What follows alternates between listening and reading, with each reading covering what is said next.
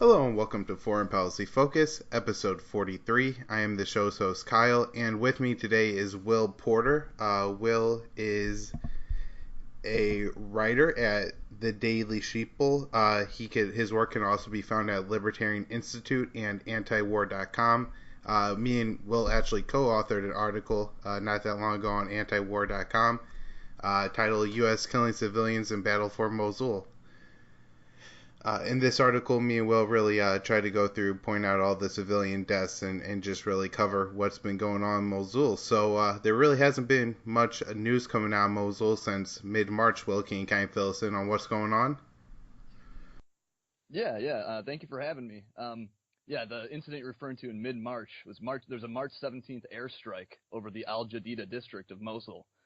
And it's not exactly clear how many people it killed, but we're thinking it's a couple hundred, around 270 civilians killed in that strike.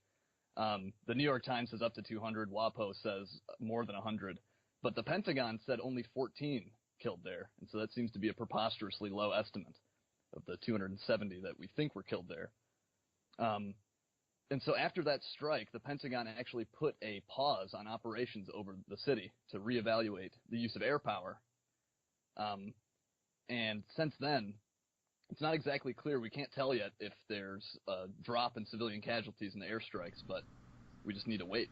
Yeah, and I know the Trump administration has made it pretty clear that they're not going to be kind of forthright in giving out all this information, so that's going to probably make it more difficult.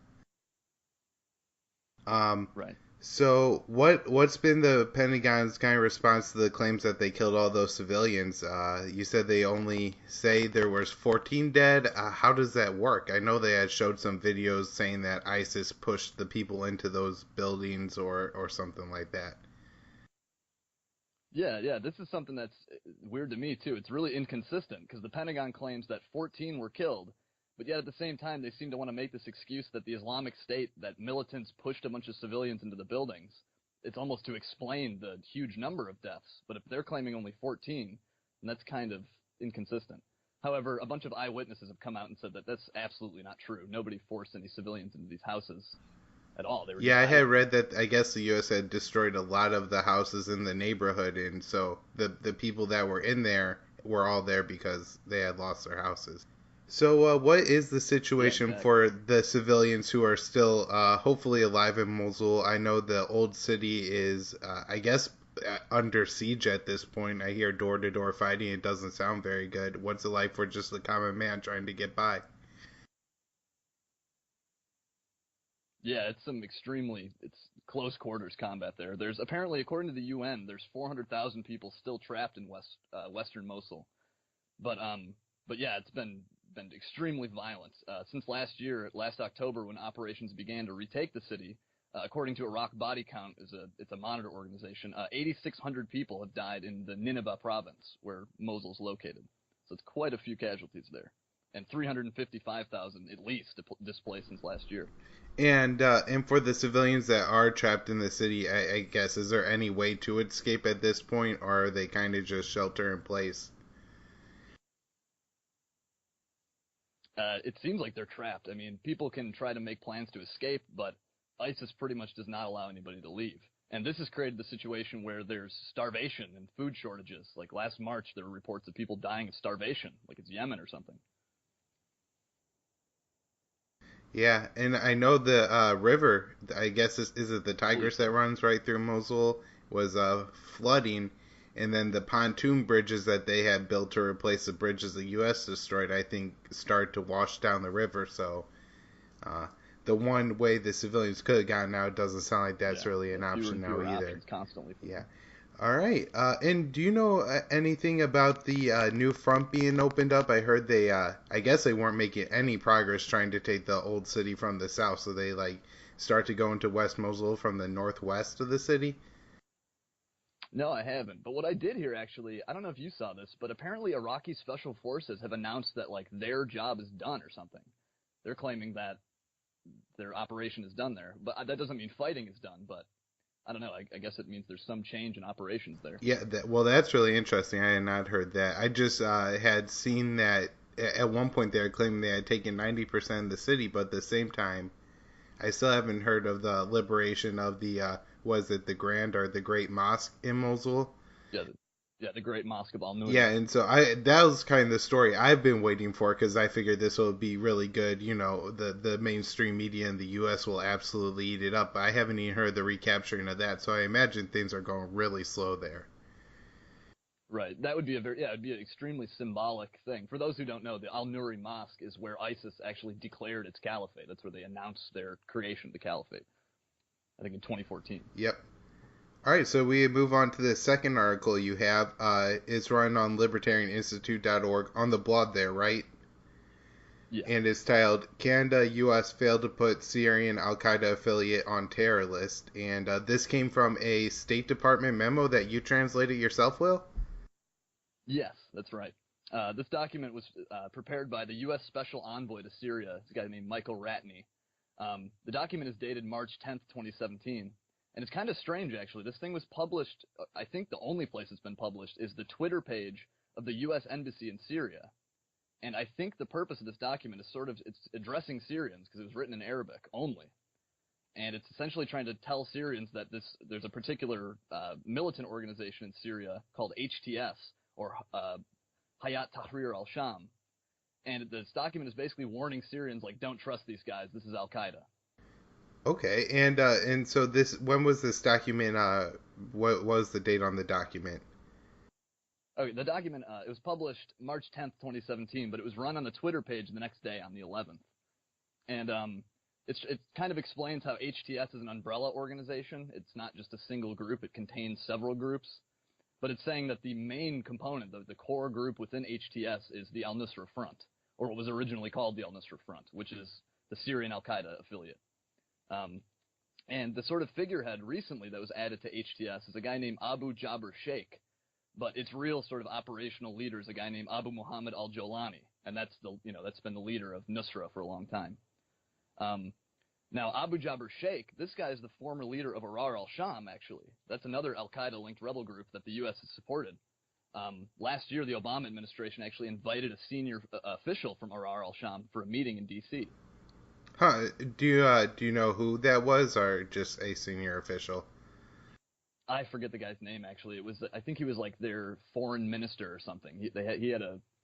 I'd have to look it up. McClatchy DC reported on it. Okay, so we had the State Department Twitter account tweeting out a memo in Arabic, and you think it was for that reason it was directed more towards the Syrian civilians. And that memo warns of a couple Al-Qaeda-linked group within the Syrian rebel forces. What's the significance of this? I mean, we've known for a long time that there are a lot of Al-Qaeda groups in the Syrian rebel forces. Right. Well, the significance of this is this document is sort of an unofficial designation as a terrorist group. However, HTS is not on the official terrorism list, and I can get into why that I think that's probably the case. Yeah, go for it. Let fill us in. Sure. So aside from Ahrar al-Sham, which is a jihadi group within HTS, there's another group in HTS called the Harakat Nur-ad-Din al-Zinki Brigades. And this is another group that used to get American support, including TOW missiles, anti-tank missiles. However, this is up until September of last year when the U.S. stopped backing them amid all these accusations of war crimes. So Zenki was accused of throwing gay people off of rooftops, and there's even one video that shows members of the group decapitating a young kid. And so if Hayat Tahrir al-Sham right now was added to the terrorism list with this Zenki group under them, it would amount to an admission that the U.S. has backed terrorism groups in the past. And having them on the list is not just a sort of empty symbolic thing. There's actually legal repercussions here. Like, it makes it easier for prosecutors to prosecute supporters and members of these terrorist groups if they're on the list. So, if the Trump administration were to add one of these groups to the list, could they then go back and target like Obama officials or? Oh, I'm not sure actually. I don't think they would, of course, but maybe that probably would be. Yeah, no, that's some wishful thinking on my part that the two political parties actually don't like each other and would try to do something to undermine each other. I did see a recent story in Al Jazeera, and I think we had talked about a little bit in the Facebook group or on Facebook that some funding and weapons assistance from the CIA program had been restarted. Do you remember this story? Yeah, yeah. Was that to Free Syrian Army guys? Yeah, and then Free Syrian Army had announced an alliance with the Syria Mujahideen and another group, actually. Right. So. Yeah, that the Free Syrian Army has been allied with all kinds of. They like to paint themselves as rebels or as moderates. I mean, but they're clearly not. They ally themselves with some jihadis all the time. Right. Is there anything more you wanted to mention about this story? As far as the terrorism list piece, I think we pretty much covered Yeah, everything. that was a really cool story, and it's awesome that you like had that ability to translate those documents, or else nobody would have ever picked up on it. Right. Yeah. Thank you. All right, so we have another one writing on the blog at the Libertarian Institute, and that is the New York Times is reviving the flawed story of the Amnesty International report. So I think back in January, right, was the first time this report came out from Amnesty International claiming that Assad had mass killings. So why don't you just explain to us what Amnesty International was claiming in this report and what their evidence was? Sure. So this report was released, like you said, last winter. It's called "Human Slaughterhouse: Mass Hangings and Extermination at Sednaya Prison."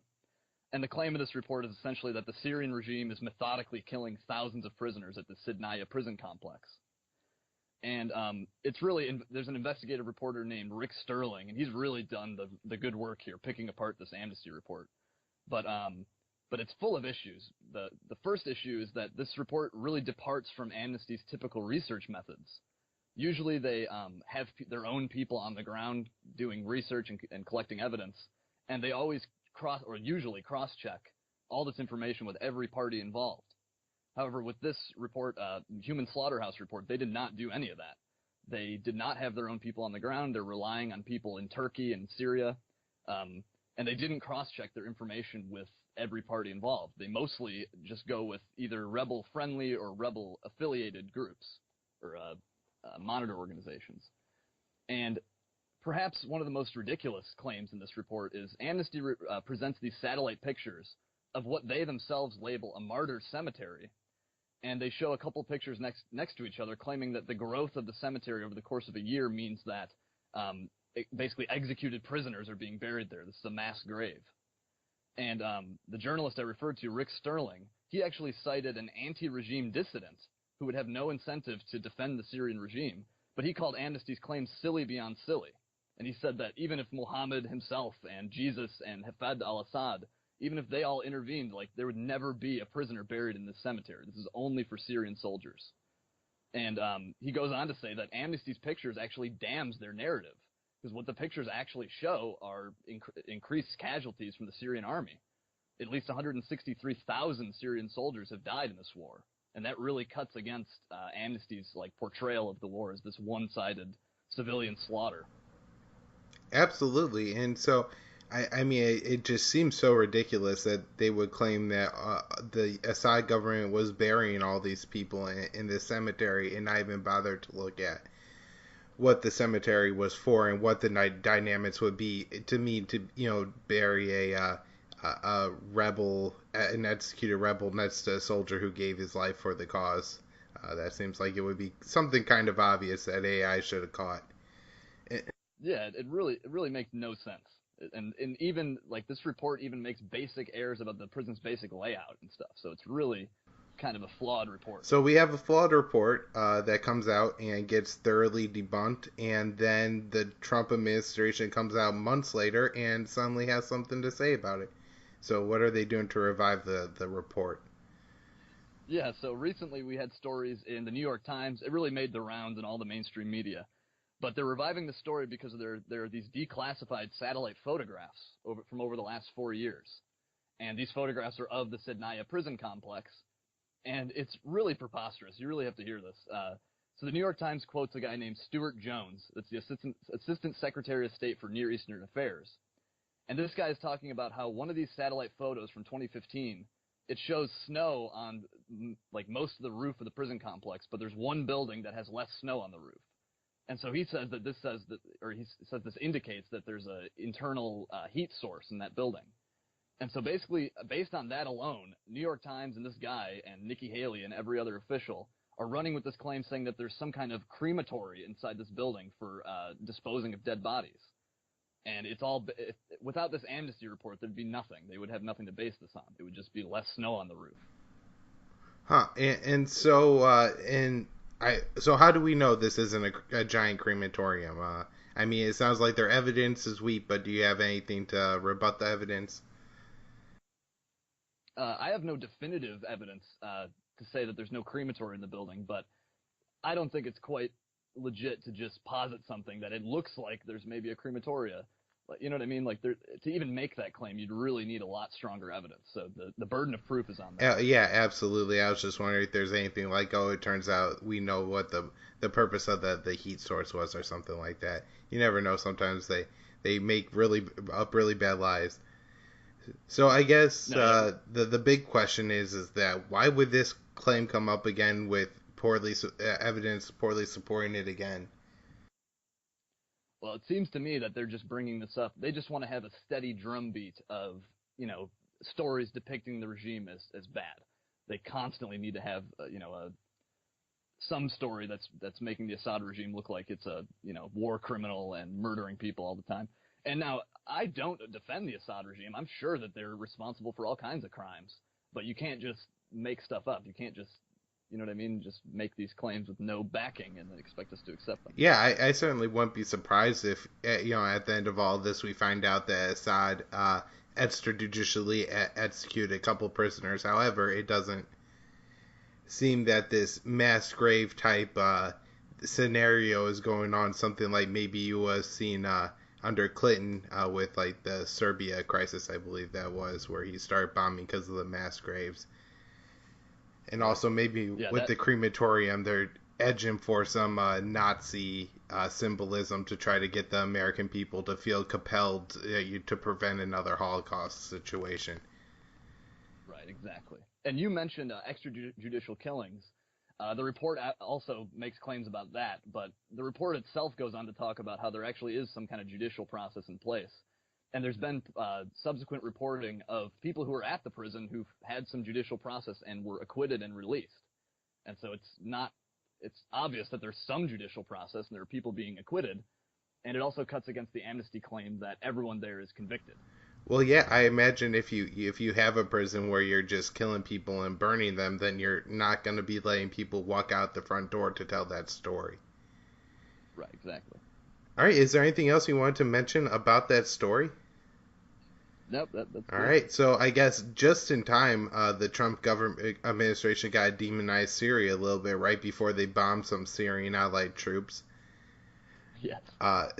I think this story, when it first came out, was a little misleading because every story I read made it sound like the convoy of Syrian-allied troops and tanks and other military vehicles was headed like directly towards the U.S. base there. However, what seems to be happening is that the Syrians were looking to kind of take a path in the desert there to prevent the U.S. allied troops from being able to kind of like go into Syria. So, do you want to fill us in on the details?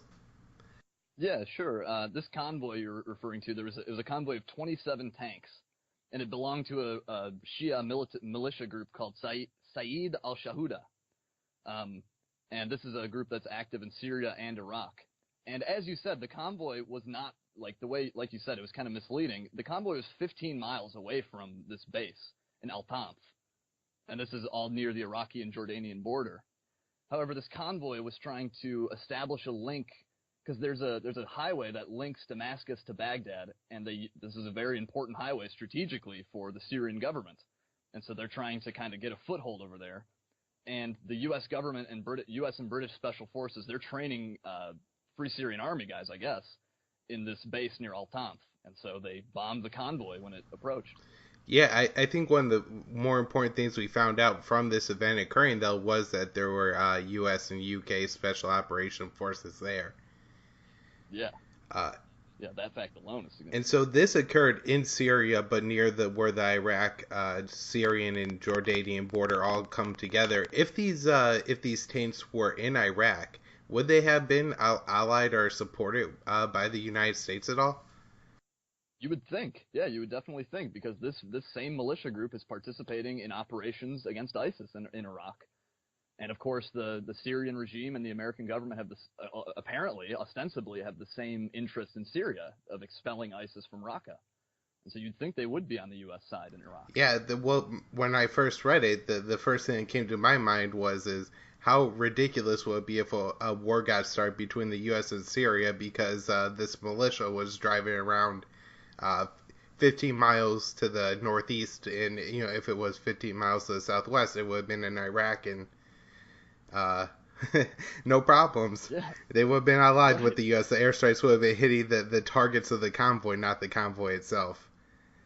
This has been the problem in one of the many problems American foreign policy is the two-faced nature of it. We back certain groups, certain forces in one country, and then we do the opposite in the other country next door. Yeah, and this is the best case because really there's no border between Iraq and Syria right now. It's all the Islamic State.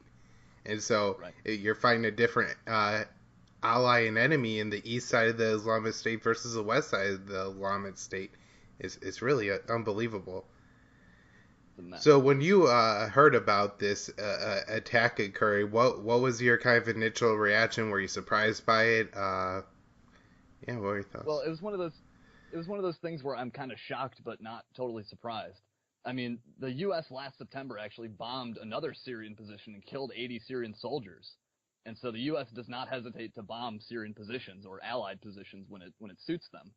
And that bombing last September, actually, Washington says it was an accident, but journalist Gareth Porter showed a lot of inconsistencies in the U.S. story.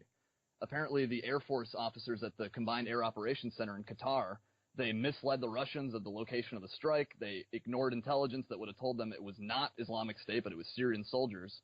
And they violated all kinds of Air Force procedures. So with this latest strike, that's what I immediately thought of was the prior one. That I don't think it was such a... I mean, the last one they say was an accident. This one they say was on purpose, but I see them as sort of the same kind of situation. So why do you think the U.S. carried out the attack? Was it to prevent them from taking this strategic position? Was it just Trump being reckless? What was going on here? It was probably the former. It was probably to prevent the Syrian military from taking the strategically important position near Al-Tanf. Because if they're able to establish a supply line into Iraq and then into Iran, that very much helps the regime. And it's strange though, the U.S., like I said, apparently shares the goal of fighting the Islamic State. But I think the U.S. wants to be the sort of leader in this, so they don't want the Syrian regime, to get an upper hand there. Yeah, I really agree with you on that one. It also sounded like if the Syrians would have been able to take this, it would have cut off this U.S. trained militia from being able to really make any ground against the Islamic State headed towards Deir ez-Zor. Right. Yeah, that's the goal. They're training these guys in Jordan, apparently, and in Syria, and hoping that they'll take Deir ez-Zor from ISIS. Yeah, so what do you think will happen moving forward? U.S.-Russian relations, U.S.-Syrian relations, more attacks, conflicts to come? Well, it's extremely complicated right now. Like Russia and Turkey just announced that they had better relations, but then the U.S. is working with Turkey, and there's a lot of complications with the Kurdish element in all this, and so that's a complicated mess. I don't know where that's going to go. But it seems like the U.S. wants to sort of, like I said, have the upper hand in the operations against ISIS in Syria. And so I think they're going to keep doing whatever they have to do to maintain that. So whether that means bringing in the Turks into the fold or training the Kurds, keeping them involved, whatever it takes to keep the foothold in eastern Syria. Well, I mean, I guess it's unfair of me to ask you this question because I'm sure you can't possibly know the answer, but do you have any speculation on what the U.S. plan could possibly be in East Syria? In general? Yeah, I mean, what are they going to do? Take it and occupy East Syria? Are they going to hold it from the Assad government? I mean, it just doesn't make sense that if you could have the Assad government take East Syria, good, less for the U.S. to have to occupy and maintain. Right, and you would think that if they would at least work with the Assad regime and the Russians and stuff, if they share the same goal. That's very strange to me, too, and it seems as if the U.S. wants to maintain some kind of presence in Syria, maybe even after ISIS is knocked out of places like Deir ez-Zor and Raqqa. Now, perhaps the United States wants to stay in Syria to fight ISIS once it turns back into an insurgency. not a state anymore, but just a regular insurgent organization. So maybe that's what they're looking to do, is to stay involved so that they can keep fighting ISIS. Because ISIS will not go away as soon as they're knocked out of Mosul and Deir Zor and Raqqa. I agree, but that fact right there should really deter the U.S. from staying involved, because once Al Qaeda does turn back into insurgency, I have to imagine the main target will be U.S. troops. Right. Yeah, absolutely. They'll no longer be focusing on their state building, and they're just going to turn into a group that wants to kill Americans, wants to inflict lots of death and destruction on the American forces. Yeah, and I think one of the really interesting things that I picked up from this story is just how close we really are to complete calamity in Syria, because the Syrians were readying their anti-aircraft rockets, and they were going to try to shoot down that Russian jet. Yeah, absolutely. And so, I mean, we are hopefully, maybe it was, I heard that one of the vehicles in the convoy shot the U.S. jet, and maybe that scared it away before the missile was able to be launched or something. But it's really concerning, because I just can't imagine that if a U.S. jet gets shot down, that Trump's reaction and the reaction is going to be, well, it happens, and just move on. Yeah, I don't think they'll back down. I don't think they're going to pull what Russia pulled when Turkey shot down one of their jets. Russia was actually pretty calm about that, it seemed. But I do not think the Trump administration will respond the same way. Yeah, in fact, every time anybody ever says Putin's a madman, I always refer back to that, because I think more so than probably any time since the fall of the Soviet Union, there's a lot of people who thought this was like the event that was going to trigger a huge conflict, because Turkey's a NATO member, and then Russia obviously has an opposition to NATO. And here, while you have massive troop buildups in East Europe, and you have Obama being very hawkish towards Russia, you then have a U.S. ally shooting down a Russian jet. And Putin really, I mean, showed restraint, and I was quite surprised by it. I think so too. I'm not so sure that Putin is ready to, jump headlong into World War III. But I'm not so sure about some American officials, about these neoconservatives and liberal hawks who just they can't wait to start World War III. Yeah, oh, absolutely. I have been really surprised by some members of the Trump administration who didn't seem to really have firm foreign policy positions. I'm thinking mostly Tillerson and Haley, who have turned out to be absolute 100% the worst kind of hawks. Yes. I thought them knowing nothing about foreign policy would mean that flip a coin, you get a couple right, but they have been terrible. I can't tell the difference between a Haley statement and a statement from Samantha Power. So yeah, exactly. They're the same. And I'm actually surprised too, because there are people like Bannon, who I thought would just be horrible, and apparently I've heard rumors that this guy's actually been better, but he's been marginalized for that. They kicked him out of the National Security Council apparently for that reason. Yeah, I guess I wish I could be a fly on the wall and know how true it is between I think it was Jared Kushner and Bannon, the split there, and if that's really the case, and that's what's happening in the Trump administration. Yeah, I'd love to know too. All right. Well, do you have anything else you want to mention about this story, or anything else foreign policy related going on? No, I think we covered all the points. Yeah. All right. Well, great show. Thank you so much for coming on and being the first guest on Foreign Policy Focus, Will. Why don't you go ahead and let people know where they could check you out, or your work, or whatever you got going on. Sure, and I really appreciate you having me. You can find my personal blog is at tlvanguard.wordpress.com. That's for the Libertarian Vanguard.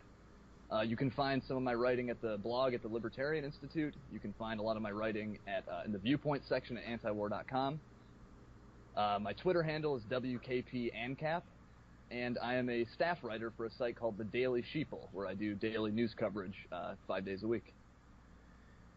All right. Thanks so much for coming on, Will. And if everybody liked the show, please get out there and share the show. And you could chat with me and Will in the Facebook group for the show, Foreign Policy Focus. Thanks, everybody. We'll be back on Wednesday. Okay.